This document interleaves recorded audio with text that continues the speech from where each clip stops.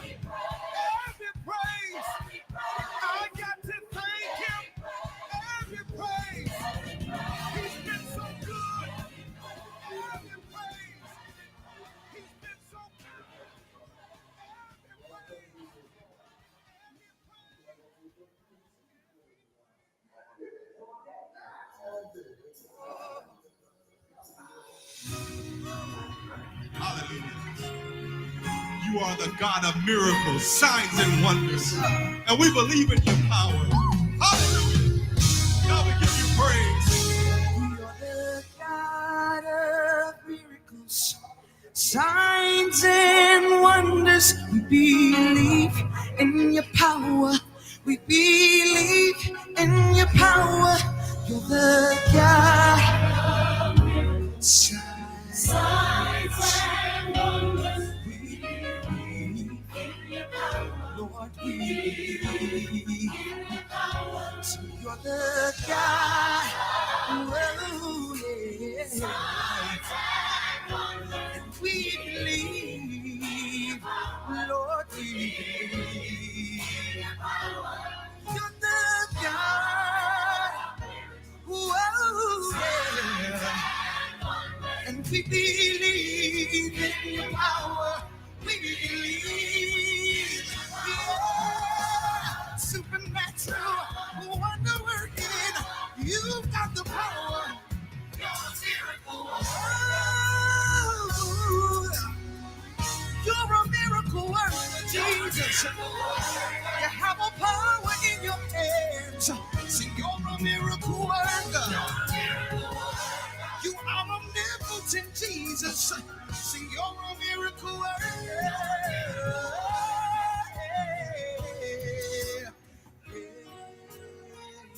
Say, you're the God of miracles, signs, and we believe. Lift your voice and say it. We believe.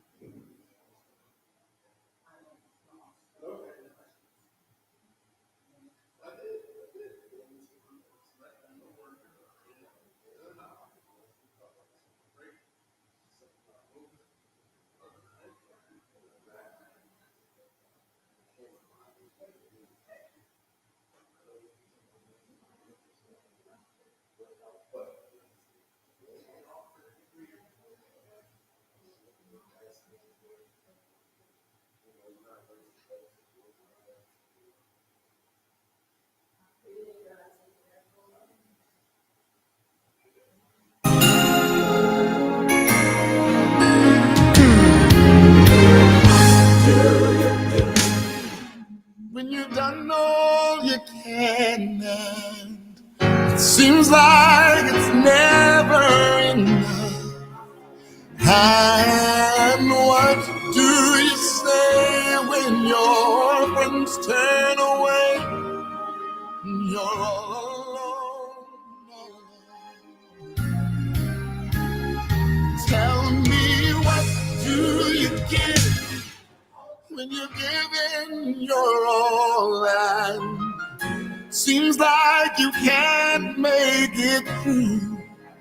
Well, you just stand when there's nothing left to do. You just stand, watch the Lord see you through. Yes, after you've done all you can, you just stand. Tell me, how do you handle the guilt of your past? Tell me, how do you deal with the shame? And how can you smile while your heart has been broken and filled with pain, filled with pain? Tell me, what do you give when you've given your all? Yeah. Seems like you can't make it through. Child, you just stand when there's nothing left to do. You just stand, watch the Lord see you through. Yes, after you've done all you can, you just stand and be sure you're not entangled in that bondage again. You just stand and endure. God has a purpose. Yes, God has a plan. Tell me, when you've done all you can, and it seems like you can't make it through. Child, you just stand. You just stand. Stand.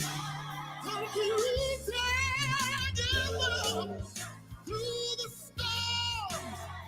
Stand through the rain. Through the hurt. Yeah, through the pain. Don't you bow. And don't you bend. Don't give up. No, don't give in. Hold on. Hey, just be strong. God will stand in. It won't be long, no. After you've done all you can. After you've done all you can. After you've gone through the hurt. After you've gone through the pain, oh my. After you've gone through the storms. Hallelujah. After you've gone through the rain. Is this on? 1, 2, 1. Is it on? Yeah, it's on. Okay, everyone. God said where one or two are gathered. That's what it's going to be. Where one or two are gathered. All right. I don't even feel like I need to introduce myself. Where'd it go? Oh, there it is. And I can't see it anyway. I don't feel like I need to introduce myself because you know me, right? We know, you know me. Okay. So I am all of that. I am all of that at across the road. So today we're going to talk about safeguarding your mental health. Okay, you can check next. Oh, Sheila's my slide mover.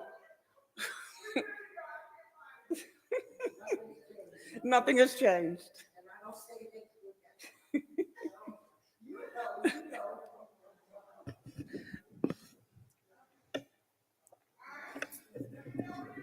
I am ready. Okay, so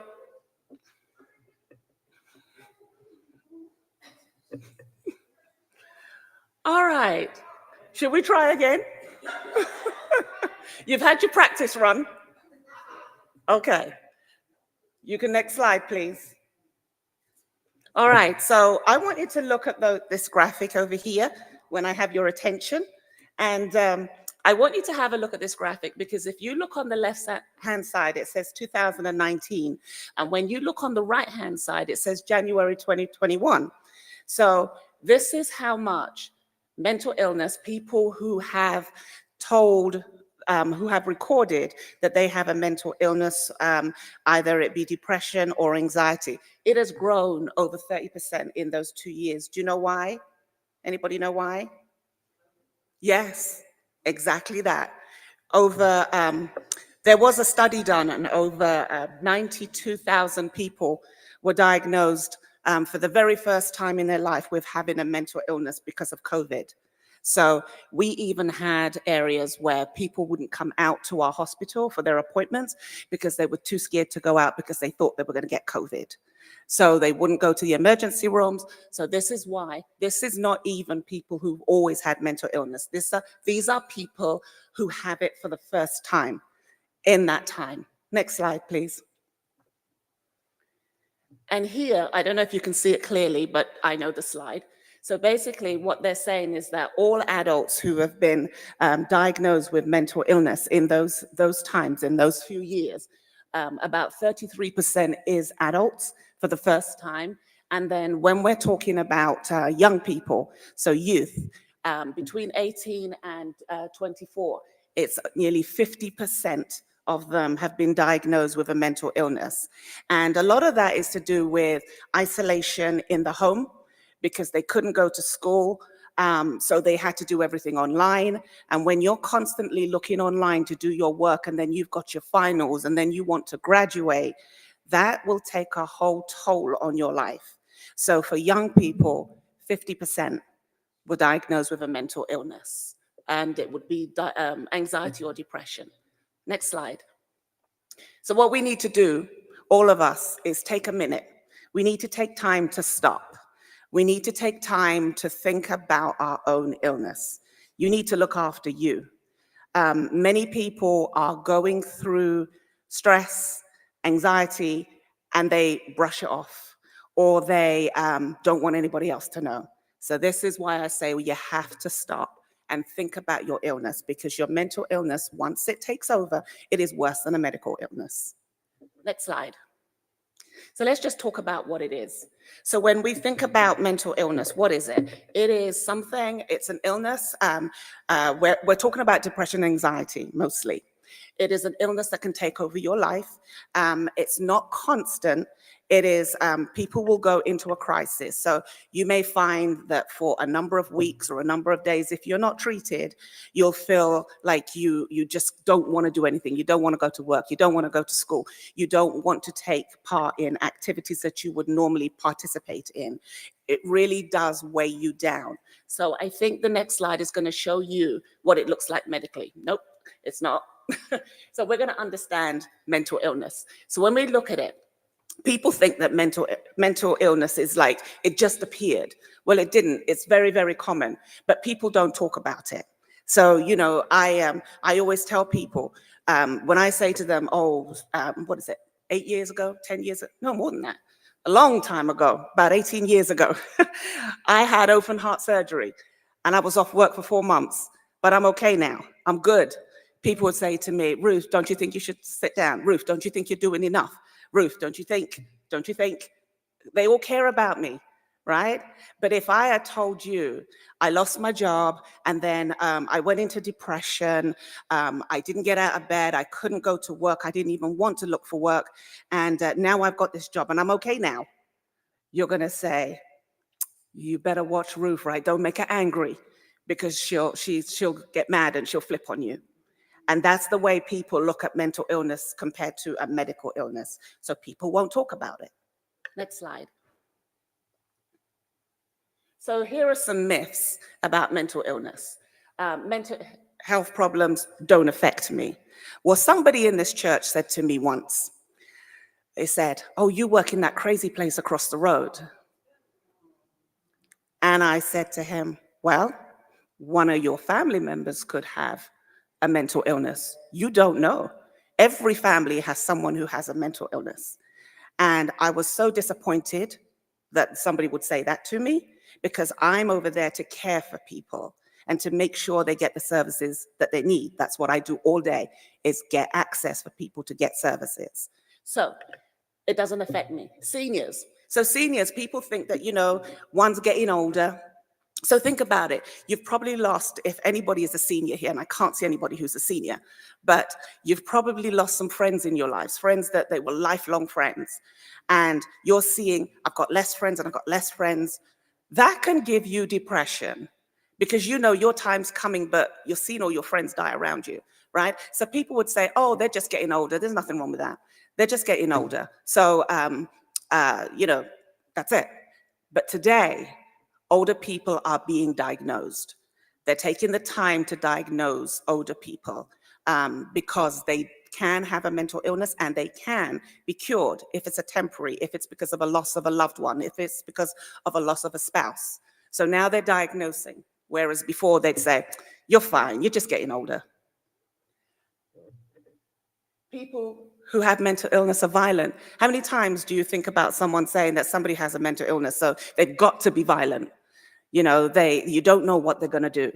Well, it's actually, data has shown us that people who have a mental illness who, and I'm now talking about like schizophrenia, bipolar, if they're homeless, semi-homeless, that sort of thing, they're the ones that get attacked more than them doing the attacking.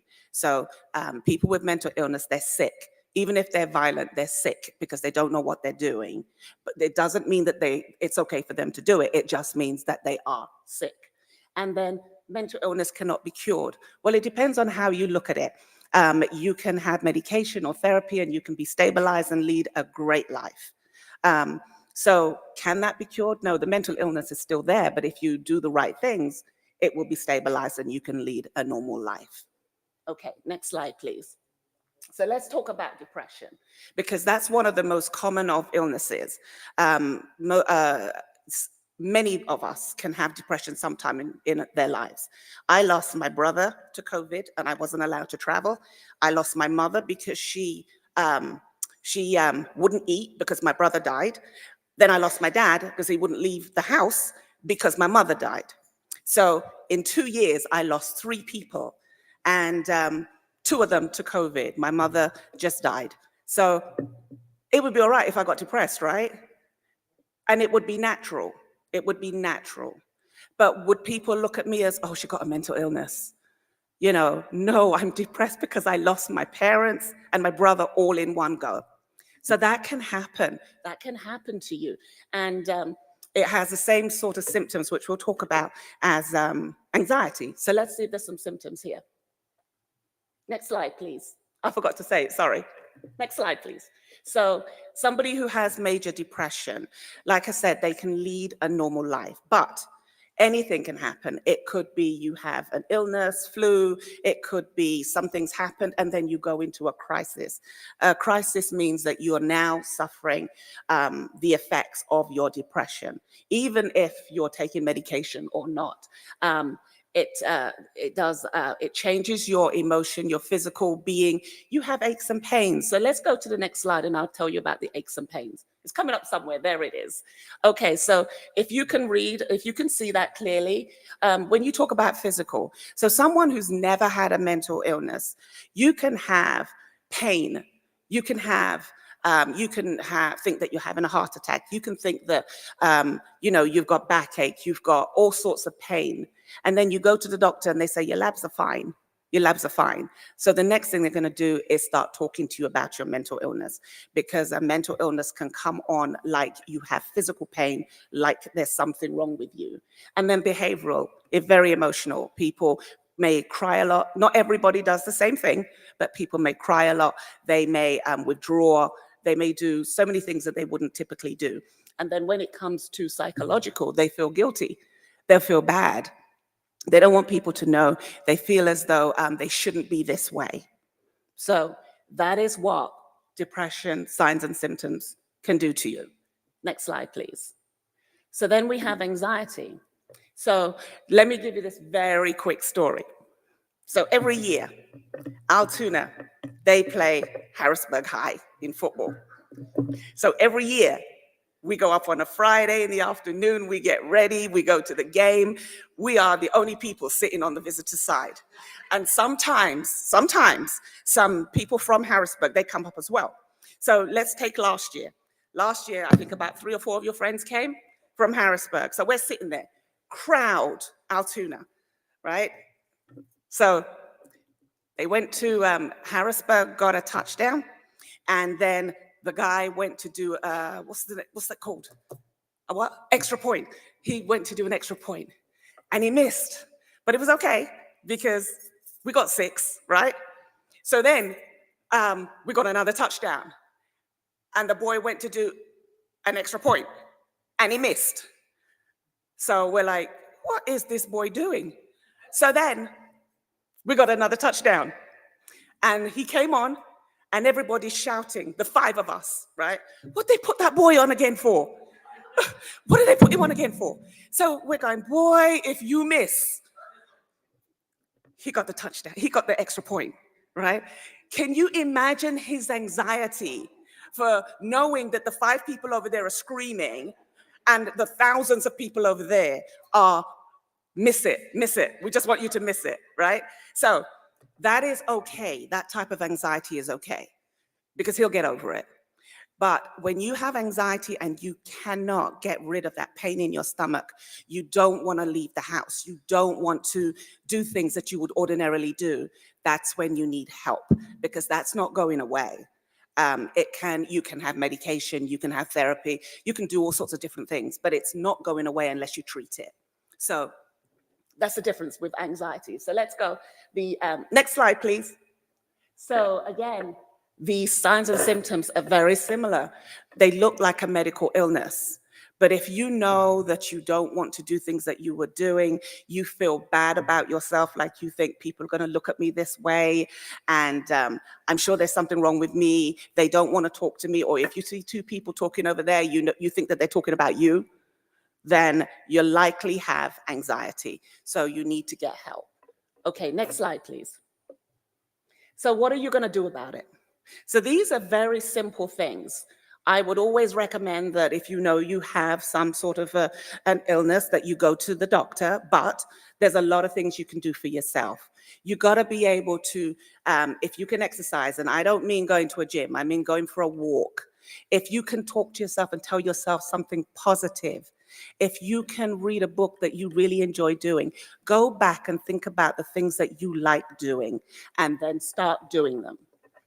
Try to go to bed on time. Eat the things that you like. There's times when my husband is having his tenders and fries and I'm eating lobster and we're sitting at the same dinner table because I'm going to have what I like. I know that you need to treat yourself. So just do it. Just treat yourself. You would be amazed at how better you would feel, right? So think about these things here. Think about it. Easy things to do. And that's what we should all be doing, whether we have anxiety or not, or depression, doesn't matter. We should be doing it. We're the most important people. So we need to look after ourselves. Next slide, please. Next slide, please.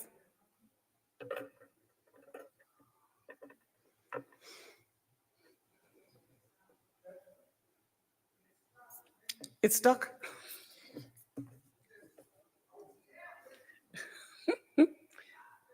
Go back. Go back.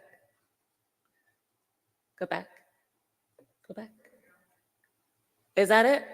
Okay. So then you may notice it in someone that you love, someone who's a family member, and you notice that they're not addressing whatever is wrong with them because you don't necessarily know what it is, right?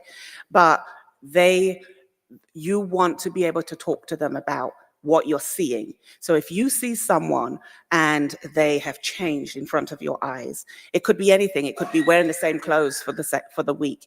It could be not wanting to do anything that they used to do. You may want to talk to them and tell them what it is that you're seeing, what you're seeing in them. We're not going to criticize them. We're just going to talk to them about what we see, the change that we see.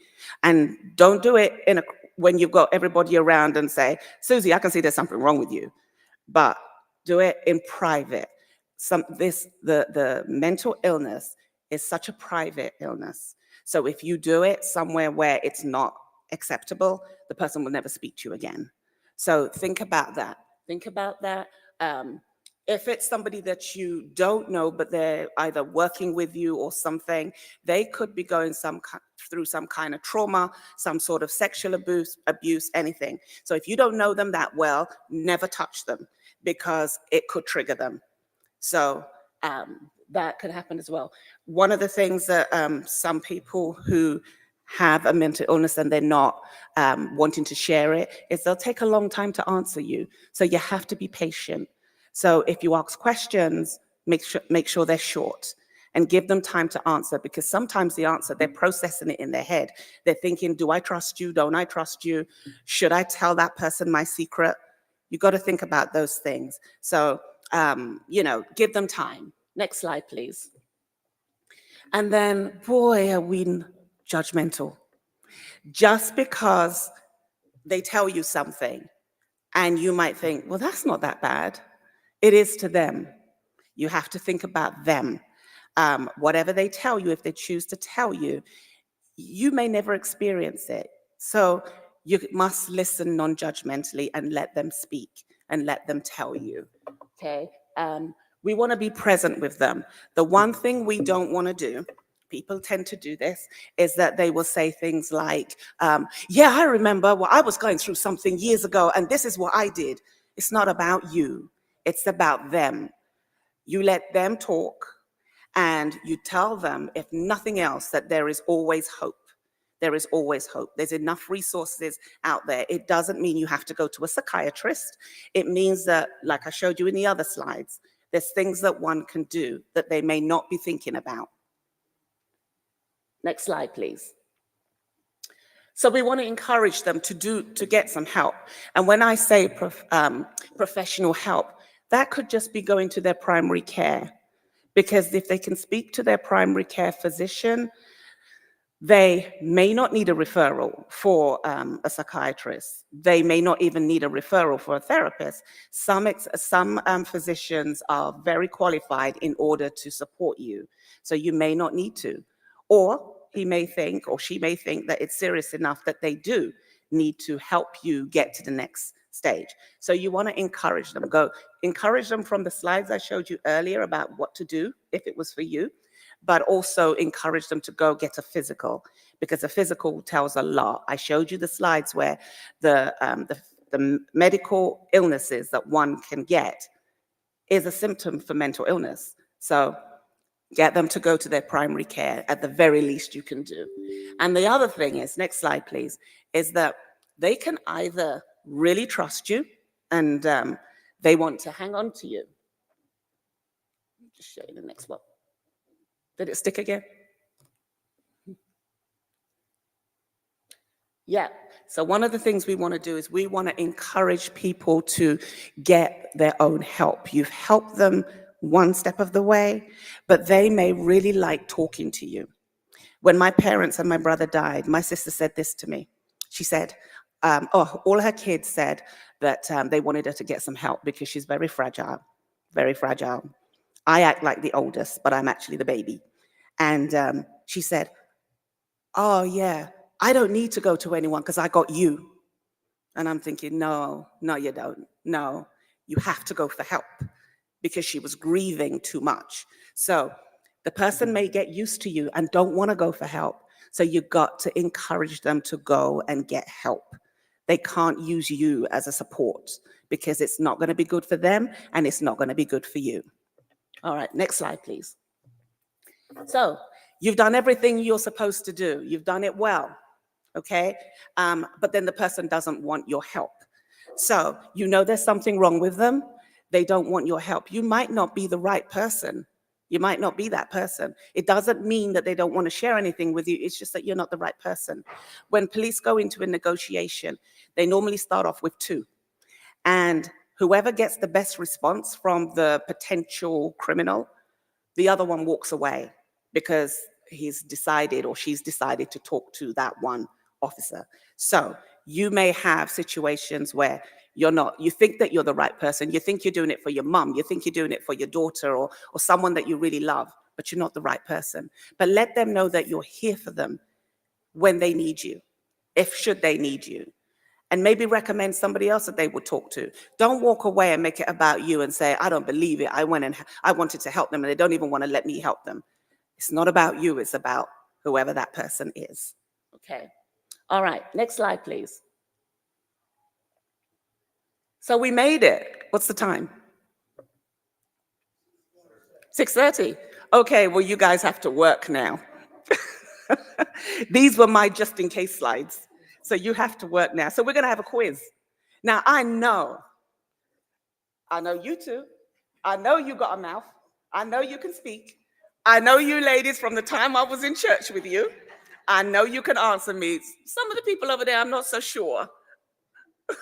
Yes, I can see who I know. So we're going to do a quiz. So what I want you to tell me is people living with mental illness are often subject to stigma. Stigma is negative attitudes, which is prejudice, and negative responses, which is discrimination, that can make a person feel unwanted, ashamed, stigmatized. How does stigma affect people with mental illness? Seriously affects the well-being of those who experience it, affects people while they are ill, while in treatment. It stops people from seeking treatment, or all of the above. Well done. Next slide, please. Okay, what percentage of people with a serious mental illness commit suicide each year? Is it 5%, 17%, 25%, or 65%? 65? Anybody want to shout out something else? 25? Got any other takers? 17? There isn't an all the above. All right, there's always one. It is actually 25% of people who have a diagnosed mental illness, 25%. And that average is Mental Health USA data. All right, next slide, please. What ethnic group, once hospitalized, are more likely to have a longer hospital stay than their ethnic counterparts? Is it Asian Pacific Islanders? Is it African American? Or is it Hispanic? Okay, anybody else? Oh, African American, is it? Okay. It is actually Asian Pacific Islanders.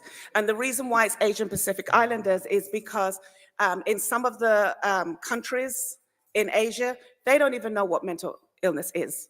They don't even have it in their language. They can come from war-torn countries and then come somewhere like the US, and none of that's happening.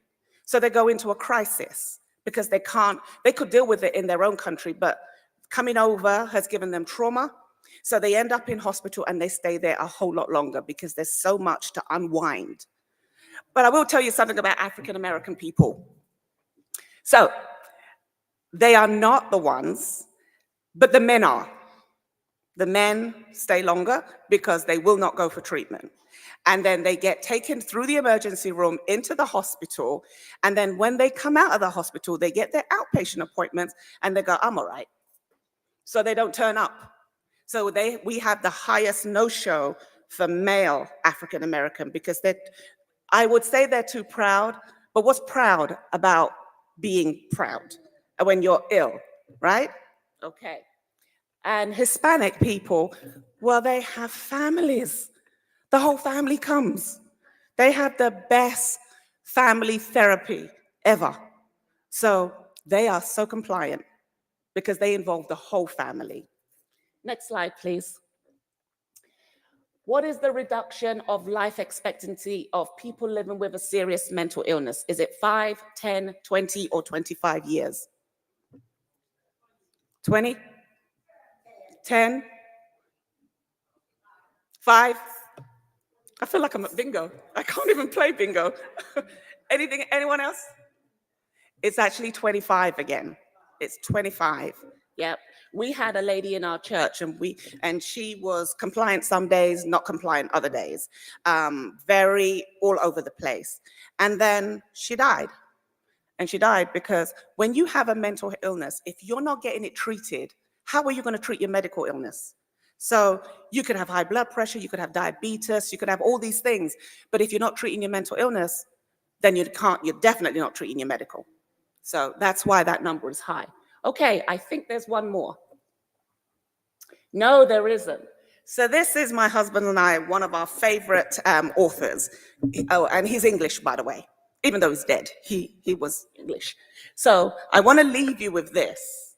You can't go back and change the beginning. So you can't change what's happened to you. But you can start thinking about, you can start where you are and change the ending, right? So if nothing else, if you're feeling like you think you might have a mental illness, or you think that I don't want to get out of bed in the morning, I don't want to do this, I don't want to do any of the things that I like doing, that's probably the start. And if you don't get help, then it will get worse. It will not get better. So you can change the ending. Okay? Any questions? All right. Okay. I'm surprised because I know you. But that's all right. You can come and ask me afterwards. Thank you. All right. So this is my first authored book. It's facts. You can get it anyway. But I compiled it, so my name is on it. I have 10 that I'm going to give away. So I'll give it to the first 10 people that came. So I think I know who you are, but you have to be honest and identify yourself.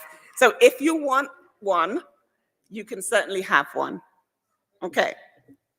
Thanks very much for listening. And I didn't cough once. Hey, love.